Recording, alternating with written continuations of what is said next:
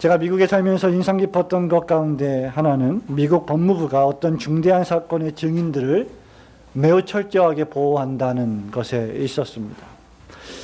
여러분 잘 아시는 대로 그것을 영어로 얘기하자면 Witness Protection Program, 즉 증인 보호 프로그램이라고 부릅니다. 반면에 제가 관련 법을 찾아보니까 국내에는 아직 증인 보호 프로그램 같은 것이 없는 것으로 알고 있습니다. 도리어 어떤 범죄 현장을 목격했을 때 그것이 살인사건이든지 아니면 무슨 절도 행각이든지 간에 그런 것들을 보았을 때 그 보고 들은 것을 그저 못 본 척하며 지나쳐버리는 경우도 종종 있고 또 그런 것을 말하지 못하는 상황이 벌어지기도 합니다. 보복이 두려워서 그런 것이기도 하고 용기가 없기 때문에 그런 것이기도 하죠. 그러나 미국 법무부의 증인보호 프로그램은 범죄자의 보복이나 증거 또는 증인인멸 시도를 철저하게 막기 위해서 증인을 여러 잠재적인 위험 요소로부터 보호합니다. 증인은 일반적으로 보호를 받으면서 안심한 상태에서 자기가 목격한 것을 증언할 수 있게 됩니다. 그러나 오늘 우리가 읽었더니 본문의 말씀에 보면 1세기에 베드로와 요한을 비롯한 사도들은 이러한 증인보호 프로그램의 대상이 아니었던 것으로 보입니다. 사도들은 오직 주 예수 그리스도의 이름만을 믿어야 구원을 얻습니다. 그리고 태어날 때부터 못 걷게 된 병자를 고쳐주신 분도 다름 아닌 죽음에서 부활하신 주 예수 그리스도이셨습니다 라고 증언하자마자, 그렇게 말하자마자 그들에게 다가온 것은 무엇이었습니까? 심각한 적개심과 위협이었습니다. 우리가 지난번에 살펴본 바와 같이 이미 그래서 베드로와 요한은 관리들과 서기관들과 대제사장에 의하여 구속 기소당했고 감금했으며 그들은 이 제자들을 재판장으로 넘겨버렸습니다. 그들에게 베드로는 재판석상에서 당신들이 십자가에 못 박아 죽인 예수 그리스도를 하나님이 살리셨고, 그리고 지금 여러분이 보고 있는 이 병자 40살이나 되어서 40평생 동안 태어날 때부터 지금까지 기어다녀야만 했던 이 병자를 고쳐주신 분도, 이 병자가 건강하게 된 것도 바로 다름이 아닌 예수 그리스도의 이름 때문이었습니다 라고 담대하게 말했던 것입니다. 13절 말씀에 보면 이 정부 당국자들은 또 종교 지도자들은 베드로가 본래 무식한 사람, 즉 학문이 없는 사람 내지는 평범한 사람으로 알았다가 베드로와 요한이 기탄 없이 이렇게 설교를 잘하는 줄을 보고 깜짝 놀랐습니다. 뿐만 아니라 이들은 사도들이 예수님과 함께 있었던 사람들인 것도 잘 알고 있었습니다.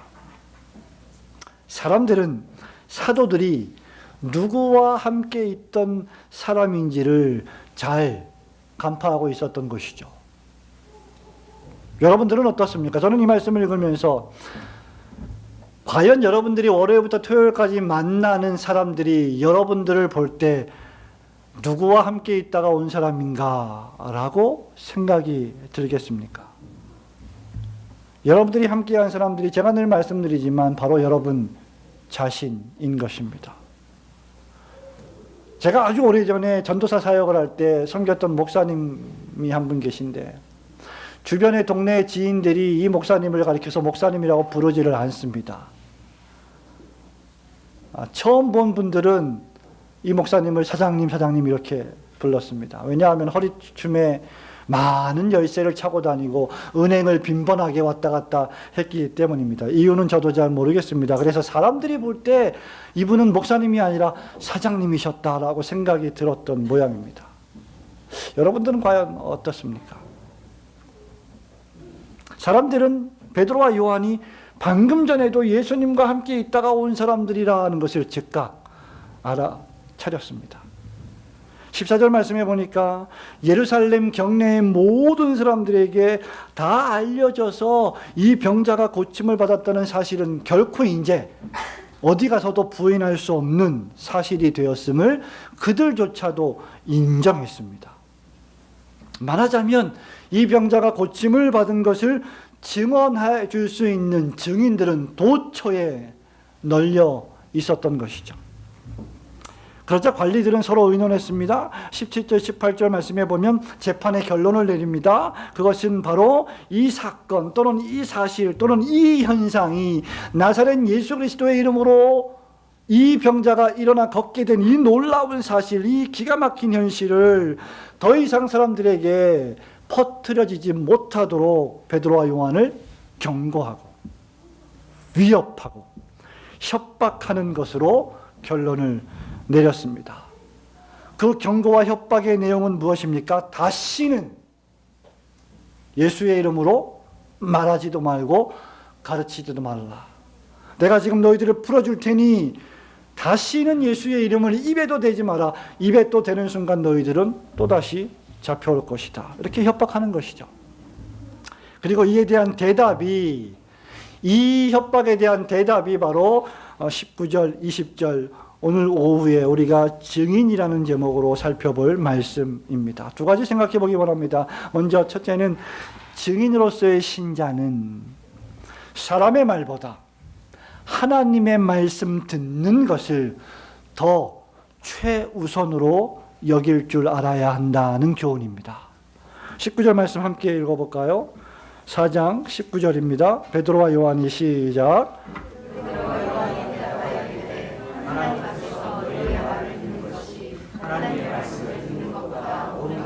아멘. 하나님 앞에서 너희의 말을 듣는 것이 하나님의 말씀을 듣는 것보다 옳은가 판단하라. 그냥 너희의 말과 하나님의 말 중에서 뭘 듣는 게 옳은가 판단하라가 아니라 하나님 앞에서입니다. 야, 하나님이 앞에 계신데 지금 너희의 말 듣겠냐? 하나님 말씀을 듣겠냐? 너희 스스로 한번 생각을 해봐라. 생각이 있으면 판단해봐라. 이 말입니다. 공회의 체포와 감금 그리고 고소와 재판 앞에서 베드로는 더 이상 예수님을 3번씩이나 부인하던 나약한 제자가 아니었습니다. 당국자들은 베드로와 요한의 기탄 없이 말함을 보고 들었습니다. 여기 기탄 없다. 이 말은 무슨 말이에요? 꺼리낌이 없다. 확신이 넘친다. 눈치 보지 않고 담대하게 말한다. 그 말입니다. 용기 있게 말한다는 뜻입니다. 여러분, 예수님의 제자들은 예수님과 함께 3년간 동고동락했습니다. 예수님의 지도를 받았습니다. 예수님의 가르침을 받았습니다. 뿐만 아니라 이들은 오순절 성령 강림의 날에 성령님의 충만함을 경험했습니다. 이들은 더 이상 유약하거나 무식한 자들이 아니었습니다. 사도행전 1장 8절을 빨리 펼쳐보실까요? 사도행전 전체의 주제인 1장 8절 말씀을 우리 함께 읽겠습니다. 오직 성령이 시작. 오직 성령이 너희에게 임하시면 너희가 권능을 받고 예루살렘과 온 유대와 사마리아와 땅 끝까지 이르러 내 증인이 되리라 하시. You shall be my witness. 너희가 나의 증인이 반드시 될 것이다. 권능을 받는다면 말이다. 이 말입니다. 제자들은 권능을 받았습니다. 권능 입은 제자들은 더 이상 우물쭈물하거나 망설일 필요가 없었습니다. 잡혀갔을 때 너희 입에서 무슨 말을 할지 고민하지 마라, 걱정하지 마라. 성령께서 너희에게 무슨 할 말을 주실 것이다 라고 우리 주님이 약속하셨습니다. 그래서 그들은 기탄 없이 말했던 것입니다. 이 안진뱅이 된 자를 고쳐주신 나사렛 예수 그리스도의 도를 전파했습니다. 왜냐하면 그들은 권능이 무엇인지를 경험했기 때문입니다. 그러나 이들의 기탄 없음은 여기서 머무르지 않습니다. 당국자들이 이들에게 위협하고 입을 다물라 하는 함구령을 내리는 선고를 선언했음에도 불구하고 오히려 베드로와 요한은 이구동성으로 19절에서 이렇게 말합니다. 하나님 앞에서 너희 말 듣는 것이 하나님 말씀을 듣는 것보다 옳은가 판단하라고 도리어 질문하고 있습니다. 잘 생각해 보십시오. 지금 누가 약자입니까? 베드로와 요한이 약자입니다. 누가 판단하고 있습니까? 당국자들이 판단하고 있습니다. 베드로와 요한은 피의자의 신분으로 소환되어 조사를 받고 재판을 받고 있습니다. 그런데 도리어 묻고 있습니다. 판단해보라. 참으로 대담한 질문이 아닐 수 없습니다. 이는 당국자들의 권세와 능력이 결코 하나님의 권세와 능력을 능가할 수 없다는 확신에 찬 증언입니다. 정부 당국자들의 말이 하나님이 하신 말씀을 능가할 수 없다는 말입니다. 이것이야말로 우리가 늘 말하는 하나님 중심 신앙, 네? 하나님 제일주의 신앙, 하나님의 말씀인 성경 제일주의 신앙이 아니고 무엇입니까? 성도 여러분, 우리는 이 말씀을 어떻게 적용해야 할까요?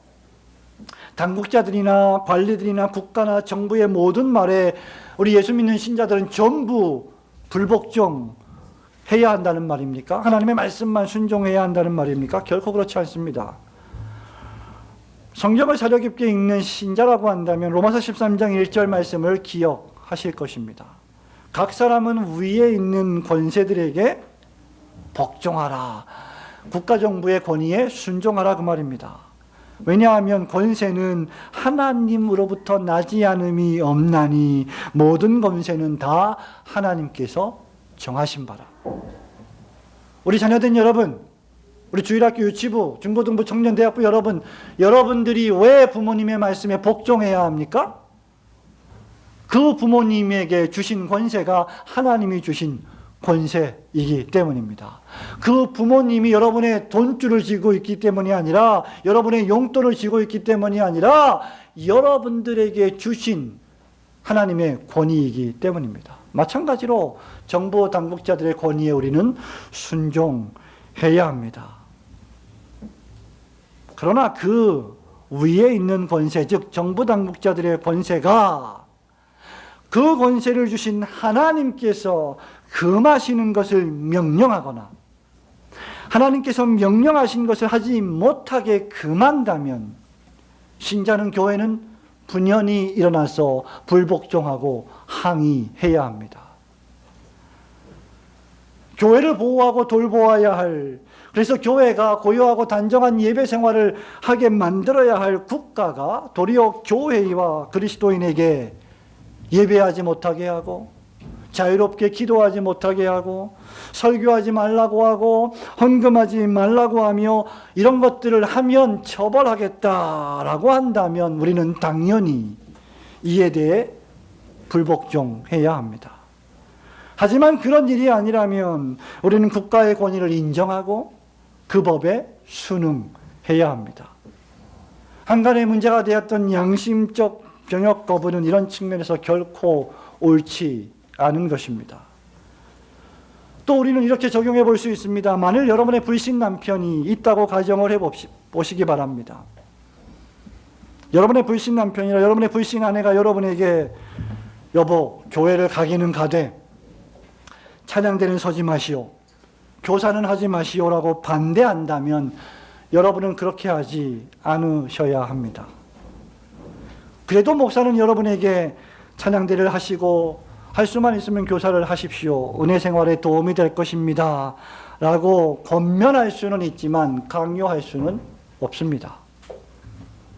그런데 만일 여러분의 불신 남편이나 불신 아내가 여러분에게 주일날 교회를 가지 마시오, 예배를 드리지 마시오, 여러분의 불신 부모가 여러분에게, 자녀된 여러분에게 교회를 가지 마라, 이렇게 예배를 하지 마라 라고 말한다면 그 명령에는 분연히 일어나서 여러분은 불복종할 수 있으며 반드시 불복종해야 합니다. 그것은 명확하게 하나님의 말씀을 어기는 사람의 명령이기 때문입니다. 지금 베드로와 요한이 19절에서 하고 있는 말이 바로 이 말의 의미입니다. 너희 말 듣는 것이 하나님 앞에서 하나님 말씀을 듣는 것보다 옳은지 판단해보라. 지금 당국자들은 가장 중요한 일, 복음을 전하는 일, 예수님 나라를 선포하는 일, 복음을 설교하는 일, 하나님을 경배하는 일을 금하고 있었던 것입니다. 왜? 예수의 이름으로 말하지도 말고 예수의 이름으로 가르치지도 말라고 위협했기 때문입니다. 그러므로 성도 여러분, 여러분이 처한 모든 환경 속에서 여러분은 지혜와 총명을 총동원하여 사람의 말을 듣는 것보다 하나님의 말씀을 듣는 것이 옳은 것임을 깨닫고 하나님 말씀에 항상 순종하는 증인의 사명을 잘 감당하시는 올고든 교회 성도들 되시기를 주님의 이름으로 축원합니다. 이제 20절 말씀을 살펴보겠습니다. 두 번째는 바로 증인으로서의 신자는 어떤 사람이냐? 보고 들은 것을 말하는 사람이라는 점입니다. 20절 말씀 한 번 더 함께 읽겠습니다. 시작. 우리는 보고 들은 것을 말하지 아니할 수 없다 하니. 자, 청년 대학생 여러분 한번 따라합시다. 우리는 청년 대학생이 청년이 아니네. 할아버지 할머니들만 계시는가 봅니다. 청년 대학생들이 좀 크게 해야 되지 않겠습니까? 한번 따라합시다. 우리는 보고 들은 것을 말하지 아니할 수 없다. 예, 이것이 증인입니다. 이것이 증인이 하는 사역입니다. 여기 이 말씀은 증인이 무엇을 의미하는지를 가장 간략하고도 핵심적으로 보여주고 있습니다. 증인은 본 사람입니다. 들은 사람입니다. 보지도 않고 듣지도 않았는데 내가 봤습니다, 내가 들었습니다 라고 말한다면 그는 위증을 하는 가짜 증인이죠. 나아가 그것을 말하는 사람, 즉 증언하는 사람이 증인입니다. 본 것과 들은 것을 입을 열어 말로 진술하는 것입니다. 사건의 정황을 정확하게 진술하는 것 말입니다. 증인의 이러한 진술은 특별히 재판 사건의 아주 중대한 증거로 채택되기도 합니다. 사도들은 무엇을 보고 들었을까요? 사도들은 3년 동안 하나님의 아들이 사람이 되셔서 이 땅에 오셔서 자신들과 함께 하셨던 예수 그리스도를 보았습니다. 은혜와 진리가 충만한 아버지의 독생자의 영광을 보았습니다. 그리고 그분이 하신 말씀을 수없이 들었습니다. 사도들은 주님이 이 세상에 계실 때 수많은 병자들을 고치고 귀신 들린 자들을 쫓아내주고 죽은 자들을 살려주신 것을 목격했습니다. 급기야 온 세상의 죄를 짊어지시고 하나님의 어린 양으로서 십자가에 달려 죽으신 예수님을 보았습니다. 그뿐입니까? 그분이 사흘 만에 죽은 자 가운데서 다시 살아나셔서 하나님 보좌 우편으로 하늘에 거쳐 승천하신 것을 목격했습니다. 그 승천하실 때 그 주님께서 내가 너희를 홀로 고아와 같이 버려두지 않겠다, 너희들에게 성령을 보내어 주겠다 하신 놀라운 약속의 말씀을 들었습니다. 그리고 마침내 오순절 성령 강림의 날 각 사람의 머리 위에 불이 혀같이 갈라지는 것이 임하는 것을 그들은 목격했고 120명의 제자들이 하나같이 자기 나라의 방언으로 말하는 위대한 광경을 들었습니다. 그리고 베드로와 요한은 자신들이 주 예수 그리스도의 이름으로 나면서부터 안진병이 된 그 병자를 일으켜 세워주신 것을 보았습니다. 그리고 이 놀라운 사건을 재판장에서 관리들과 장로들과 서기관들과 제사장들 앞에서 기탄 없이 두려움 없이 담대하게 말하고 있는 자신들의 모습을 보았습니다. 아마 추측하기로 본인들 자신들조차 내가 어떻게 이런 담대함이 생겼지? 내가 어떻게 이런 무서움이 없는, 두려움이 없는 말을 하고 있지? 라고 놀라지 않았을까 생각이 저는 됩니다. 그들은 이제 자신들이 보고 목격하고 들었던 것을 말하지 않고는 견딜 수 없는 존재들이 되어 버린 것입니다. 이것이 예수를 믿는 믿음이 역사하는 능력입니다.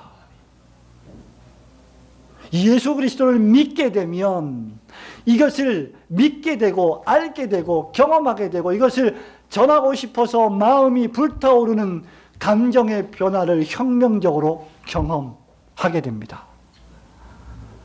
오늘 점심 식사 후에 저는 우리 교회에 출석하면서 짧은 기간 또 긴 기간 동안 예배를 드리면서 이제 교회에 등록을 하기를 원하는 4명의 성도들과 함께 대화를 나누었습니다.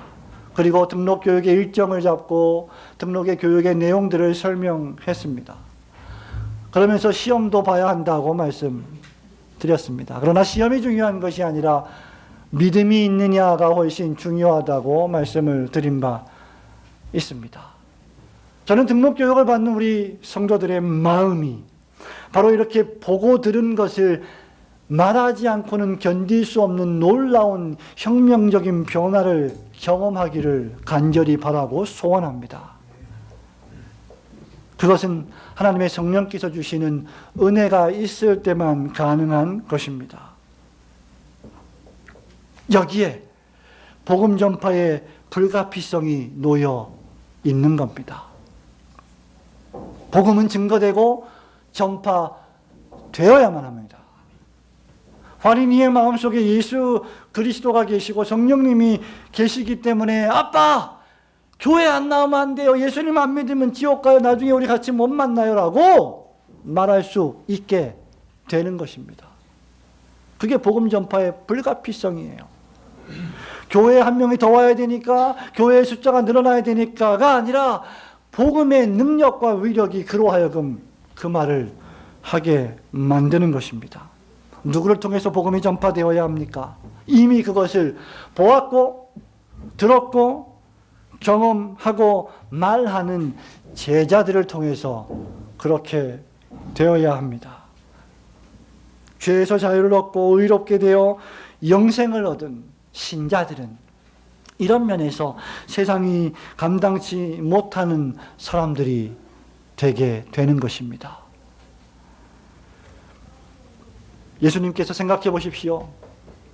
여러분과 같은 죄인 괴수에게 베푸신 사죄의 은총과 영생의 구원이 너무나 감격스러워서 오늘도 아침에 교회당을 나올 때 습관적으로 나오는 것 같지만 내가 오늘도 예배를 드리러 가는구나. 내가 오늘도 기도하고 찬송을 하러 가는구나. 내가 오늘도 하나님 말씀을 들을 수 있는 은혜를 하나님이 베푸셨구나 라고 생각이 든다면 그것이 너무나 감격스러워서 기쁨과 즐거움의 예배를 드리게 되는 것이고 그런 저와 여러분을 통해서 복음은 계속 전파될 수 있는 것입니다. 이런 의미에서 기독교 신앙은 단순히 지식적이지 않고 체험적입니다. 정보적이지 않고 경험적입니다. 기독교 신앙은 우리로 하여금 입을 열게 만들어 버립니다. 힘든 일이 있을 때도 입을 열고 기도하고 기쁘고 즐거운 일이 있을 때도 주님 감사합니다 하고 입을 열게 만들어 버립니다. 이사를 하니까 감사해서 떡을 성도들에게 먹이고 싶어하는 마음이 발동하게 되는 겁니다. 찬송하게 만듭니다. 헌신하게 만듭니다. 봉사하게 만듭니다. 지갑을 열어서 헌금을 하게 만듭니다. 어려운 이웃을 도울 수 있도록 구제하게 만듭니다. 내 인생을, 나의 물질을, 나의 시간을 하나님 나라와 이웃을 위해 기꺼이 쓰게 만들어 줍니다. 나의 인생을 송두리째 하나님께 드리게 되는 것입니다. 우리 중고등부 대학부 SFC 운동원 여러분 잘 보세요. 이 앞에 쓰여져 있는 라틴어 글자가 뭔지 여러분 기억하십니까? 이것이 바로 칼빈이 종교개혁을 했을 당시에 고백했던 위대한 신앙의 고백입니다. 나의 심장을 주님께 바치나이다. 지금 즉시 신실하게. 라틴어 발음을 몰라도 괜찮아요. 그 뜻만 알고 있으면 됩니다. 그것이 SFC 운동원의 핵심 가치예요. 인생을 송두리째 주님께 드리는 겁니다. 그래서 참된 신앙은 때려 죽인다고 해도 어머니 저는 교회 가서 죽어야 됩니다.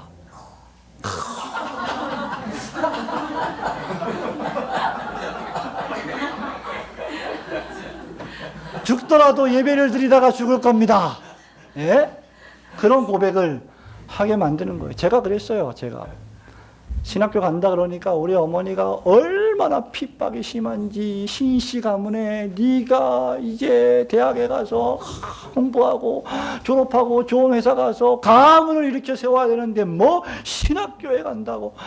그때만 해도 신학교 가는 게 얼마나 고생이었습니까? 지금도 마찬가지지만. 그러니까 어머니가 얼마나 핍박을 했는지 몰라요. 지금 돌아가셔서 천국에 계시지만 저를 너무, 제가 막내이기 때문에 저를 끔찍히 사랑하고 아끼셔서 매도 전혀 안 됐는데, 저는 어렸을 때 거의 안 맞았거든요. 저희 누님은 엄청 맞았습니다. 전혀 제가 안 맞았는데 신학교 간다 그럴 때 많이 맞았어요. 금요일날 학교 끝나고 토요일날 오전에 학교 갔다가 집으로 안 오고 바로 교회로 갑니다. 그리고 교회에서 잡니다. 토요일 자고 주일 자고 새벽에 들어갑니다. 그런 생활들을 했었습니다. 빗자루로 때려도 교회는 가는 거예요. 주님을 사랑하니까. 주님과 사랑에 빠졌으니까. 화형을 시킨다 해도 주님을 사랑한다 말하게 만드는 것이죠. 벨직 신앙고백서 우리가 지난 작년에 40주 동안 공부를 했습니다만, 그 신앙고백서를 썼던 비더드 브레라고 하는 그 목사님도 그 신앙을 고백하고 그 신앙을 지키다가 교수형에 1561년에 교수형에 처해서 순교를 당했던 것 아닙니까? 그 신앙고백서 매일 앞문장에 늘 나오는 말이 우리는 그 끝문장이 믿습니다. 이제 2, 3주 후에는 벨직 신앙고백서 강해 책이 나오게 됩니다. 아주 설레이고 기쁜 일입니다. 죽음이 내 앞에 있다 할지라도, 그래서 내가 이 세상에서 사라진다 할지라도 감사함으로 주님께 주님 내 영혼을 받아주세요라고 기도하게 되는 것이죠. 스데반처럼 말입니다. 여러분들은 이런 체험적이고 경험적인 신앙을 소유하고 계십니까? 이런 신앙을 소유하고 있다면 점점 적대적인 환경과 적개심을 품은 사람들 앞에서라도 복음을 담대하게 전하고 예수 이름을 전하게 됩니다. 나의 증언 때문에 나의 삶에 불이익이 온다 할지라도 개의하지 않고 예수 이름으로 증언하는 것입니다. 불의를 보고 참으면 나에게 재정적인 도움이 되겠지만, 그 불의를 보았을 때 그것이 불의라는 것을 외치게 되는 그 능력은 사람의 힘이 아닌 하나님이 주신 믿음의 힘인 것입니다. 여러분, 요즘 상영하는 영화 가운데 증인이라는 영화 있습니다. 저는 여러분들이 이 영화를 모두 다 꼭 보시기를 바랍니다. 어느 날 밤에 살인사건이 벌어집니다. 검사는 가정부가 모시는 할아버지를 죽인 것으로 결론을 내리고 그 가정부를 구속 기소하며 재판이 시작됩니다. 이 말은, 지금 이야기는 어느 정도의 스포일러가 포함되어 있으니까 영화를 보시고 싶으신 분은 잠시 귀를 막아주시기 바랍니다. 이 아이가 유일한 그 사건, 그 살인사건을 유일하게 목격한 한 증인이 있는데, 그 증인이 16살 된 중3 여자아이입니다. 그런데 자폐아예요. 이 아이가 재판장의 증인으로 서게 됩니다. 그러나 가정부의 변호인은 이 아이의 증언이 사리 판단을 할 수 없는 자폐아가 하는 증언이기 때문에 증거로 채택되기에 부적절하다고 말하면서 법정에서 공개적으로 이 아이에게 모욕감을 주게 됩니다. 그래서 부모가 분노하게 됩니다. 다시는 자기 딸을 법정에 세우려 하지 않습니다. 그런데 이 여자아이의 꿈은 변호사였습니다. 사람을 돕는 좋은 일을 하는 사람이 변호사라고 생각했기 때문입니다.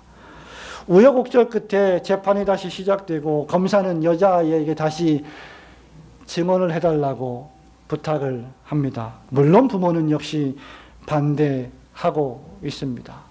그 와중에 1심에서 풀려난 이 가정부가 이 여자아이에게 학교로 찾아와서 죽여버리겠다고 협박을 하게 됩니다. 그런데 이 아이가 집에서 어머니에게 이렇게 말합니다. 엄마, 나는 변호사가 될 수 없지만 증인은 될 수 있지. 나는 자폐아이니까 변호사는 못 되겠지만 증인을 할 수 있잖아. 엄마, 나는 증인이 되고 싶어. 엄마, 나는 증인이 되고 싶어. 그 말을 듣는데 너무나 울컥하는 겁니다. 그 여자아이가. 왜? 자기가 본 것이 있고 들은 것이 있기 때문이죠. 지금 사실이 잘못되고 있기 때문이죠. 그런데 본인은 그 자리에 나가면 또 모욕을 당할 수도 있고 그 가정부에 의해서 죽을 수도 있는 위협을 당하는 상황입니다. 성도 여러분, 증인은 혐오를 당할 수도 있습니다. 예수 복음을 전하는 증인은 조롱을 당할 수도 있습니다. 이 세상에 살아가면서 불이익을 당할 수도 있습니다. 하지만 우리가 그리스도의 참된 제자들이라면 그런 일들 때문에 증인을 포기할 수는 없습니다. 교회 안에서는, 예배당 안에서는 전부 증인들 같아요. 전부 신앙이 좋아 보여요. 그러나 과연 여러분의 삶의 현장에서, 여러분의 직장에서, 여러분의 사업장에서, 여러분의 학교에서 과연 여러분이 불리한 일을 당할 때도 예수 그리스도의 증인이고 있습니까? 이 본문의 말씀은 우리에게 그것을 요구하고 있는 것입니다. 예배당 안에서만의 증인이 아닌 삶 속에서 그리스도의 복음을 위하여 살아가는 증인들 말입니다. 세상의 쾌락과 즐거움, 세상의 죄에 빠지기 위해서 잠시 예수 그리스도의 제자라고 하는 타이틀은 내려놓고 살아간다면 그것은 자기 자신과 하나님을 속이는 일이 될 것이기 때문입니다. 저와 여러분이 보고 들은 것을, 여러분 마음속에 있는 그 믿음의 내용을 하나님 나라와 주님의 몸된 교회를 위해 말하는, 삶으로 증거하는 그리스도 예수의 참된 증인이 되시기를 주님의 이름으로 축원합니다. 성도 여러분, 말씀을 맺습니다. 우리가 그리스도의 증인 사역을 감당할 때 그 증인에게는 이 세상에서 즉각적인 보호가 보장되어 있지는 않습니다. 물론 때때로 주님이 즉각적으로 우리를 구출하시고 구원하시는 경우도 있습니다만은 성경을 보면, 우리의 일반적인 삶을 보면 거의 일반적으로 대부분 주님은 즉각 우리를 구원하시지 않으시는 것 같습니다. 사도들이요 19절 20절의 말씀을 담대하게 선포했지만 그들에게 돌아온 것이 무엇이었습니까? 그래, 너희들 용기가 가상하다, 대단하다, 포상을 하겠다였습니까? 아닙니다. 21절을 보십시오. 21절 말씀을 함께 읽습니다. 시작. 관리들이 백성들 때문에 그들을 어떻게 처벌할지 방법을 찾지 못하고 다시 위협하여 놓아 주었으니 이는 모든 사람이 그 된 일을 보고 하나님께 영광을 돌립니다. 그들에게 돌아온 것은 또 다른 위협이었습니다. 위협이 무엇입니까? threatening. 사자가 으르렁대면서 삼키려고 하는 것을 우리는 위협이라고 표현합니다. 너 이놈의 새끼 또 교회를 가서 다리 몽둥이에 분질러 버린다. 다음에 또 가면 위협입니다. 사도들에게 다시 돌아온 것은 위협이었고 협박이었습니다. 무서운 것입니다. 고통스러운 것이죠. 그러나 그럼에도 그들은 계속해서 전진했습니다. 보고 들은 것이 있었기 때문입니다. 성도 여러분, 여러분에게 묻습니다. 여러분은 왜 오늘 3월 3일 날 올고든교회 예배당에 나오셨습니까? 미세먼지가 심해서 교회로 피신하신 것입니까? 그렇지 않지요. 여러분은 과연 무엇을 보았고 들으셨습니까? 그리고 앞으로 무엇을 보고 듣고 계십니까? 오늘 무엇을 위해서 살아가실 것입니까? 주 예수 그리스도를 위해 예수 그리스도의 이름을 전하며 살아가는 성도들이 되시기를 주님의 이름으로 축원합니다. 그럴 때 주님께서 우리에게 이런 약속을 주실 것입니다. 마태복음 28장 18절, 19절, 20절입니다. 예수께서 나와 말씀하여 이르시되 하늘과 땅의 모든 권세를 내게 주셨으니 그러므로 너희는 가서 모든 민족을 제자로 삼아 아버지와 아들과 성령의 이름으로 세례를 베풀고 내가 너에게 분부한 모든 것을 가르쳐 지키게 하라. 볼지어다 그 다음 말씀 내가 세상 끝날까지 너희와 항상 함께 있으리라. 이 말씀으로 위로를 받으시고 교회에서나 세상에서나 예수 그리스도의 증인이 되시기를 주님의 이름으로 축원합니다. 아멘.